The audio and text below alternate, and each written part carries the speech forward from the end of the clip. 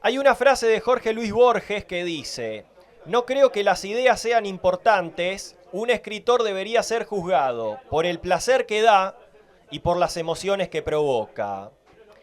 Y si bien hoy la idea fue atinada y fue perfectamente ejecutada, yo a este equipo lo tengo que juzgar principalmente por el placer que me dio y por las emociones que me provocó, que me animo a decir fueron las más intensas de los últimos años. Un cotejo épico, místico, memorable, emocionante, indescriptible e inolvidable por un cúmulo de factores. Fue una película que tuvo absolutamente de todo, una cantidad de escenas que realmente son difíciles de explicar.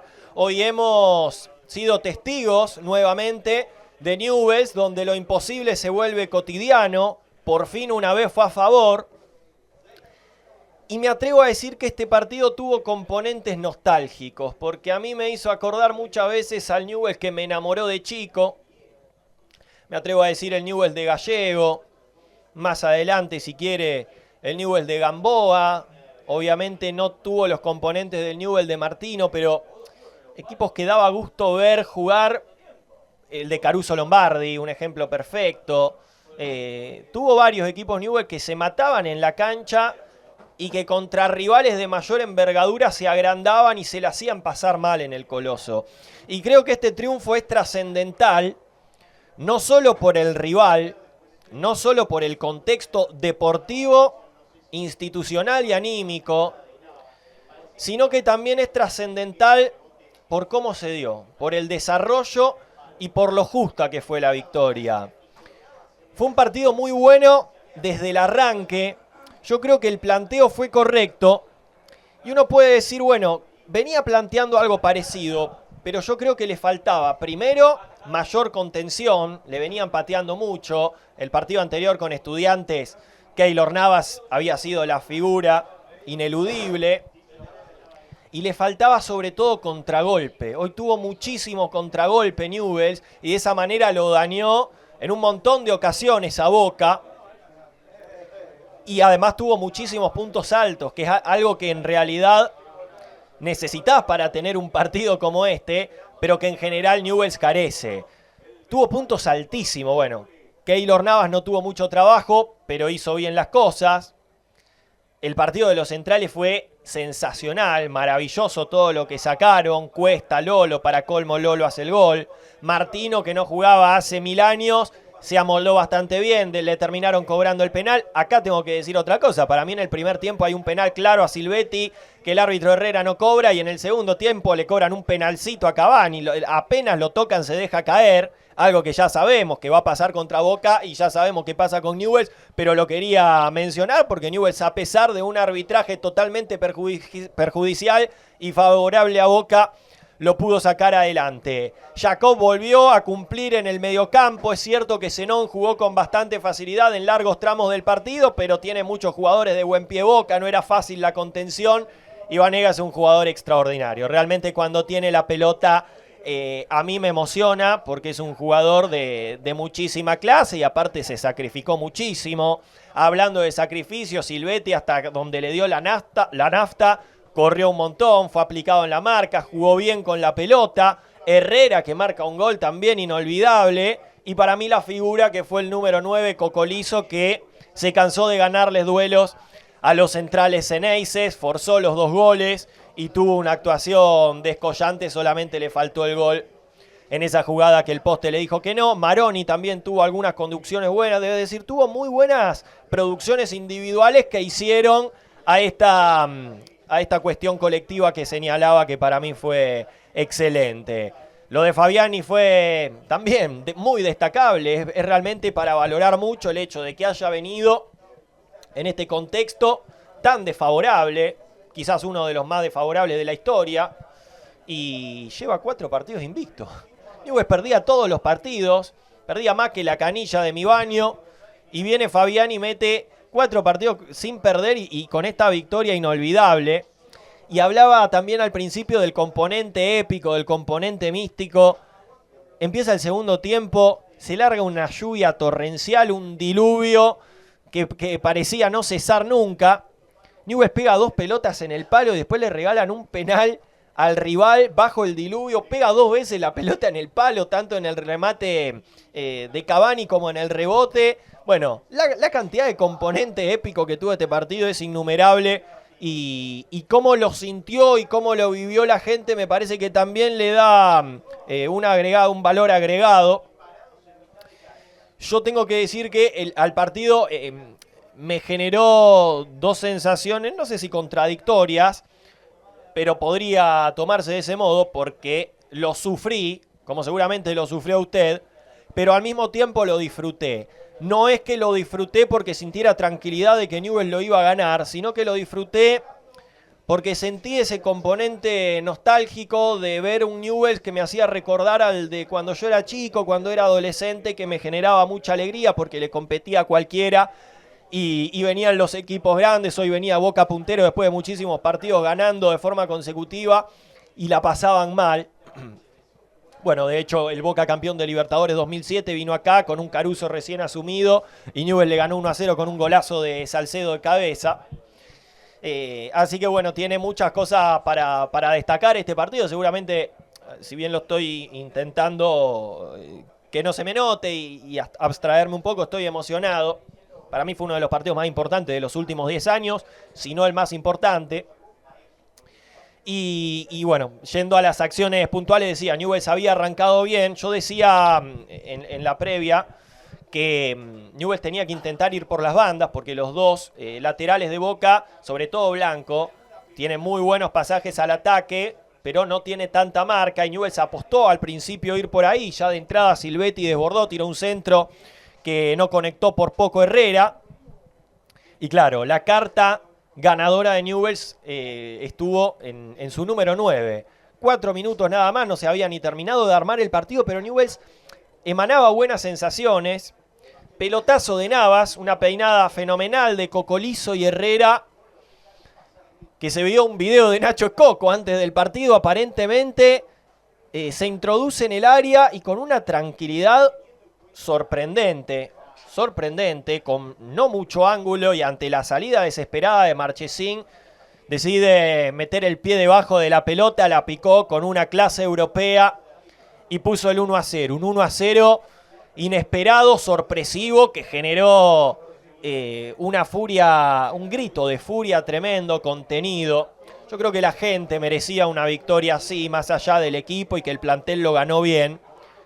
Porque la gente llena la cancha todos los partidos, sea que Newell's juegue con Boca un domingo a la noche bajo un diluvio, o juegue un martes a las 5 de la tarde contra Aldo Civi, en cualquier contexto. Entonces creo que la gente se merecía un triunfo de esta envergadura, y ya ese gol de arranque acá empezó a generar un clima que no se sentía hacía mucho tiempo.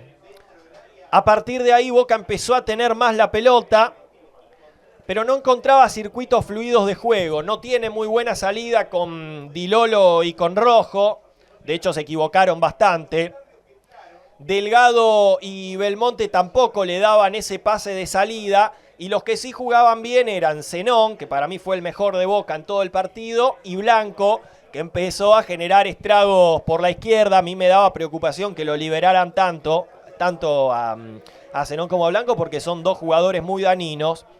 Pero como decía, Boca se equivocaba, y acá Newell's tuvo un plus que le ha agregado Fabiani en estas semanas de trabajo, que es el contragolpe. Tuvo 3 contragolpes que lamentablemente no pudo acabar de la mejor manera, pero que estuvieron bien encabezados. Primero, cortando circuitos de juego, que es algo que en general le cuesta mucho a Newell's. Contra Estudiantes le costó horrores, no cortaba y Estudiantes llegaba fácil. Pero decía, en una la corta Maroni, con Duce le hacen una falta, para mí le hacen una falta, se desprende de la pelota a la izquierda y lo traban justo a Herrera. Para mí le hacen un penal claro a Silvetti en una jugada que se va a la izquierda, engancha, se lo llevan puesto, creo que le ponen el hombro en la cara. El choque lo propone el jugador de Boca, la pelota era del de Newell's. El árbitro no lo sanciona. Después, como decía, Boca estaba incómodo, se lo notaba incómodo en el partido, no tenía circuitos fluidos de juego. Y Rojo, queriendo dar un pase vertical, se la regala a Silvetti. Silvetti condujo la contra, quiso dar un pase en cortada y Rojo terminó subsanando su propio error. Después hubo otra de Newell's con una salida de tiro libre, un centro de Silvetti que terminó por poco agarrando Marchesín. Una que roba Cocolizzo, Maroni en cabeza, la tercera contra, que ya menciono en estos primeros 20-25 minutos, y lo terminan bajando, lo que generó una amarilla a Di Lolo. Y otra cuestión que veía, que me pareció fundamental en el partido, es que cuando Newell's no podía tener la pelota y tenía que jugar largo, Cocolizzo ganó, no sé, fácil, 6 o 7 pelotas de envíos verticales, de envíos largos, de esas pelotas que en general siempre son del defensor, las ganaba Cocolizzo y a veces hasta las controlaba y descargaba. Bueno, la del gol es un caso puntual y ejemplar. Entonces le daba aire eso a Newell's, porque tenía contragolpe, cuando jugaba largo, Cocolizzo ganaba mucho y Boca no tenía un circuito claro. Ya pasado esos 25-30 minutos donde Newell's estuvo muy cómodo en el partido, ya Boca empezó a tener a un Zenón mucho más participativo y a un Blanco que se desprendía por la izquierda y tuvo situaciones. Primero con un centro de Zenón de pelota quieta, picó la pelota casi en el área chica y por un pelito no llegó Jiménez, se fue cerca del palo. Después una jugada donde recibe Blanco, tira un centro, Velasco anticipó en el primer palo y no le pudo dar bien, se lo terminó perdiendo. Otra donde recibe en la entrelínea Velasco y medio se fueron metiendo como podían los jugadores de Boca al área. Primero Zenón, después Belmonte tiró un centro y Blondel la cazó de volea y la tiró al Palomar, terminó noqueando una paloma. Y la tenía todo el tiempo Boca. Y ya en esos últimos minutos yo veía a un Silvetti muy cansado por el retroceso por el lado de Blanco. Veía al medio que ya no estaba controlando tanto cuando Boca avanzaba y que no tenía contragolpe. Entonces estaba complicado ese tramo del partido. Y en los últimos minutos Newell's pudo hacerse cargo de la pelota, pudo defenderse con la pelota, ya más lejos de Navas. Cocolizzo en una jugada fantástica controla, le hacen un full. De ese full Vanega patea muy bien la pelota quieta y Lolo, como en sus viejas épocas de Belgrano, de Racing y algunos equipos más, mete un anticipo formidable y coloca la pelota contra el palo. 2-0 y acá nos pellizcábamos cuando nos fuimos al entretiempo y nos pellizcamos literalmente con el operador de acá al lado, porque claro, siempre nos miramos con cara larga como diciendo esto no puede ser de malo. Y no lo podíamos creer, era real que Newell's estaba derrotando al puntero del campeonato, a este Boca, por 2-0 en este contexto y mereciéndolo. Pero de todos modos a la película le faltaban un montón de escenas y un montón de acciones determinantes. Comienza el segundo tiempo, Gago coloca un triple cambio, se ve que no le había gustado nada lo del primer tiempo. Ingresan Advíncula, Bataglia y Ander Herrera, que duró menos que el amigo Alexis Balbuena en la facultad en el profesorado de matemática, el español. Y decía, Newell's donde lo imposible se vuelve cotidiano. No habrán pasado 5 minutos que Newell's encabeza 2 contragolpes. Primero con Silvetti que le roba la pelota a Blanco, desborda, echa centro, le queda Cocolizzo. Controla, patea bien al primer palo y pega en el poste. Y ya ahí nos agarramos la cabeza porque dijimos, uy, esto se puede pagar caro. Y vaya si nos agarramos la cabeza, porque después, en la misma jugada, casi al minuto, no nos terminamos de lamentar por la primera, que Newell's vuelve a robar. Cocolizzo le pone una habilitación riquelmiana a Maroni, que conduce por el eje, patea bien ante la salida de Marchesín y vuelve a pegar en el palo. Y ahí dijimos, bueno, la mística que se estaba sintiendo se puede dar vuelta como una tostada. Y para colmo a la jugada subsiguiente llega el penal que inventa Herrera para Boca, una pelota que le dan a Cavani, le gira Martino, apenas lo toca, se deja caer y el árbitro compra.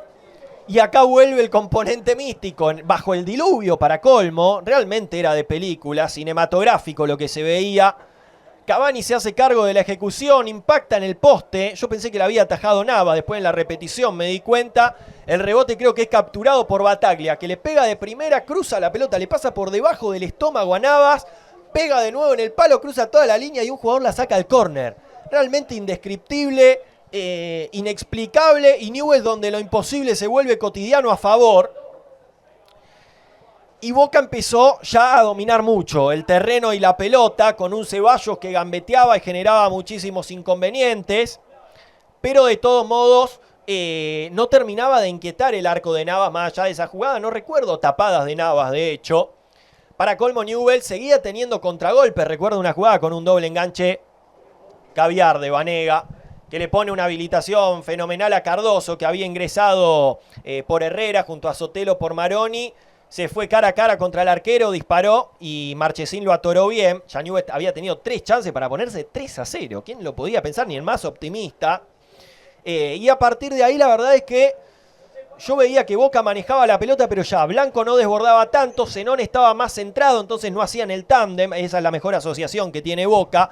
Cavani estaba contenido, Jiménez, Merentiel, todos los que estaban adelante estaban bien contenidos. Entró Salcedo en la saga y también estuvo muy bien. Fue una actuación realmente descollante de gran parte de la defensa de Newell's. Y como decía, Boca la tenía casi todo el tiempo, pero las más claras en ese momento eran de Newell's. De hecho, lo único que tuvo fue un remate de Zenón que contuvo Navas, un remate alto de Advíncula y no recuerdo nada más. Sí, muchas faltas. Era muy sensible el árbitro, con cualquier toque cobraba full para Boca. Recuerdo una que le meten un planchazo a Vanega y cobra full para Boca también. Y Newell's tuvo algunas situaciones más. Recuerdo una que Juanchón, por ejemplo, tenía para contragolpear. Se terminó frenando y la perdió.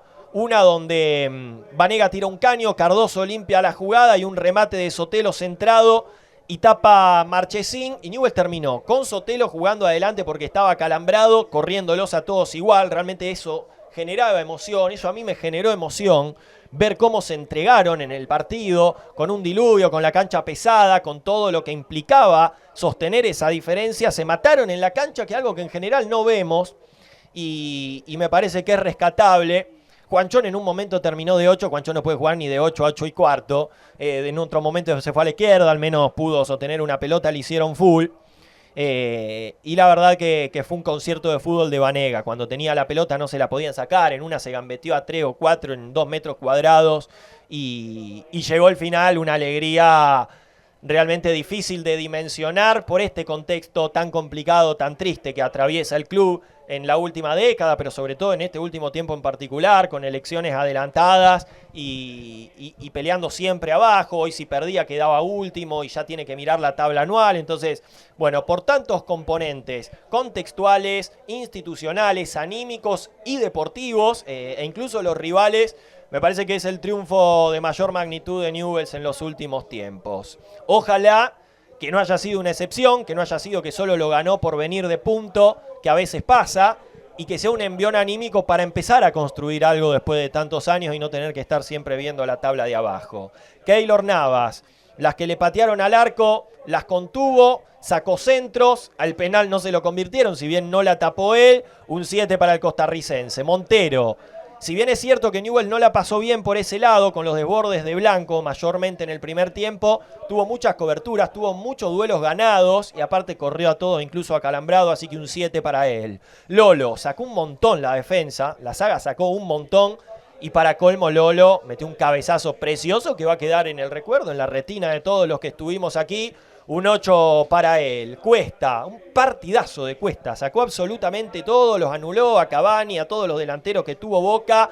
Fantástico, un 8 para él. Martino se acopló bien después de jugar, después de tanto tiempo afuera. Volvió a las canchas, creo que cumplió por más que hizo el penal. Un 6 para él. Jacob, si bien no marcó del todo bien a Zenón, creo que también hizo buenas coberturas, ganó muchos duelos. Un 7 para él. Vanega, un concierto de fútbol, aparte de que tiró el centro del gol. Me encantó el partido, puso pase mano a mano. Un 8 para él. Maroni creo que cumplió, encabezó algunos contragolpes, tuvo la del palo, se asoció de a ratos con Vanega y se esforzó. Un 6 para él. Silvetti, me gustó mucho su partido también, mucho sacrificio, generó jugada de gol, le hicieron un penal, le dio la pelota a Cocolizo. Un 8, Cocolizo la figura, ganó absolutamente todas, forzó el primer gol, le hicieron el full del segundo, se la pasó ganándole a la defensa de Boca. Un 9 para él y Herrera un 8, una definición extraordinaria, mucho esfuerzo también, mucho empeño y me parece que fue importante. Los que ingresaron, Cardoso y Sotelo un 5, creo que cumplieron, no desentonaron. Salcedo un 6, sacó mucho también. Juanchón y Calderara sin puntuación y Fabiani un 9. Un 9 para un ex 9. Para mí uno de los triunfos más importantes de los últimos tiempos y se lo debe en gran parte a su técnico. No creo que las ideas sean importantes. Un escritor debería ser juzgado por el placer que da y por las emociones que provoca. Y la verdad que el placer que me dio y las emociones que me provocó este equipo esta noche son difíciles de equiparar.